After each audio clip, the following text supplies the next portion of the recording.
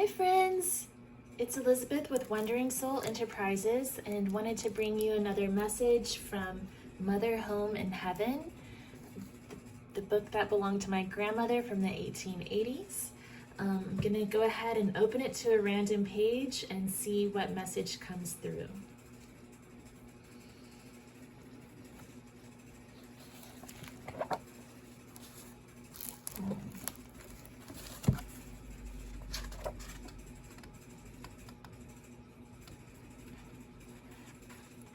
I'm going to turn it back to this other page. Wow, there's a little article in here.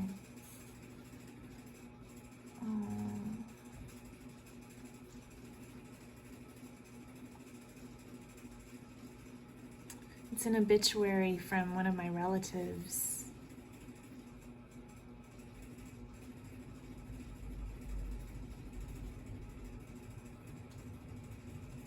I'm gonna have to send that to them, to the kin. Okay.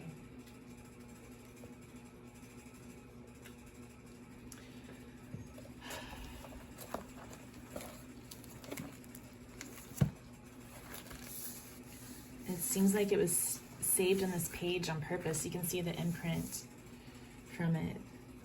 Wow. I think that my grandmother was saving a lot of materials in this book when she was confronting her own terminal illness, and when she was experiencing breast cancer and facing her own mortality. And yeah, it's deeply emotional, some of the clippings that she stored in here. Okay, My Mother's Grave by George D. Prentice. The trembling dewdrops fell upon the shedding flowers. Like star-set rest, the stars shine gloriously, and all save me are blessed. Mother, I love thy grave. The violet with its blossoms, blue and mild, waves over thy head when shall it wave above thy child? 'Tis a sweet flower, ye must, its bright leaves to the coming tempest bow. Dear mother, 'tis thine emblem, dust is on thy brow. And I could love to die, to leave untasted life's dark bitter streams, by thee as erst in childhood lie, and sear thy dreams.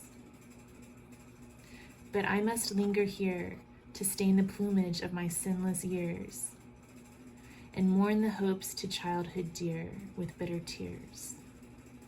I must linger here, a lonely branch upon a withered tree, whose last frail leaf untimely sere went down with thee. Oft from life's withered bower, in still communion with the past, I turn, and muse on thee, the only flower in memory's urn.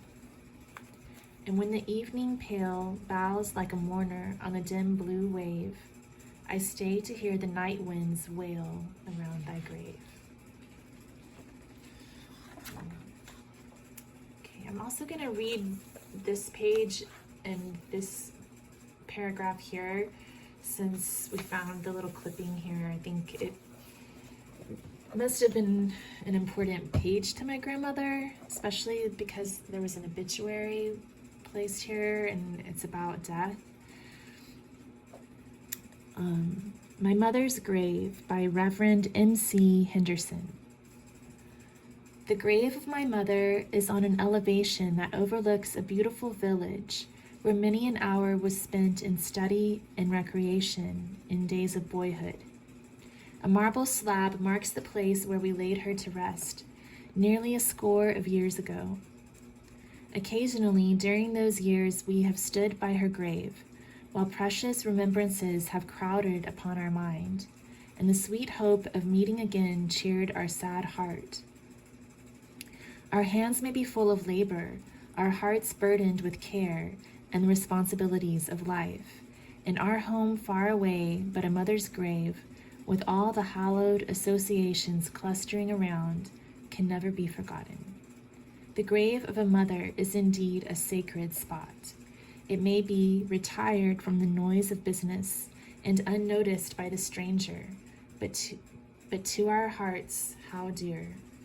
The love we bear to a mother is not measured by years, is not annihilated by distance, nor forgotten when she sleeps in dust. Marks of age may appear in our homes and on our persons, but the memory of a mother is more enduring than time itself. Who has stood by the grave of a mother and not remembered her pleasant smiles, kind words, earnest prayer, and assurance expressed in a dying hour? Many years may have passed. Memory may be treacherous in other things, but will reproduce with freshness the impressions once made by a mother's influence. Why may we not linger where rest all that was earthly of a sainted mother? It may have a restraining influence upon the wayward, provide a valuable incentive to increased faithfulness, encourage hope in the hour of depression, and give fresh inspiration in Christian life.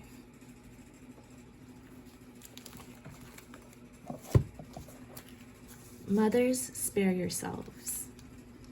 Many a mother grows old, faded, and feeble long before her time, because her boys and girls are not thoughtfully considerate and helpful. When they have become old enough to be of service in a household, mother has become so used to doing all herself, to taking upon her shoulders all the care, that she forgets to lay off the burden little by little on those who are so well able to bear it. It is partly her own fault, to be sure, but a fault committed out of love and mistaken kindness for her children.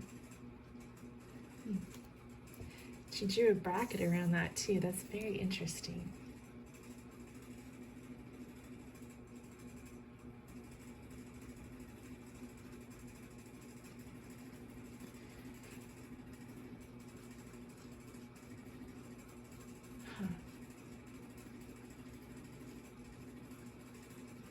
Wonder what that's all about.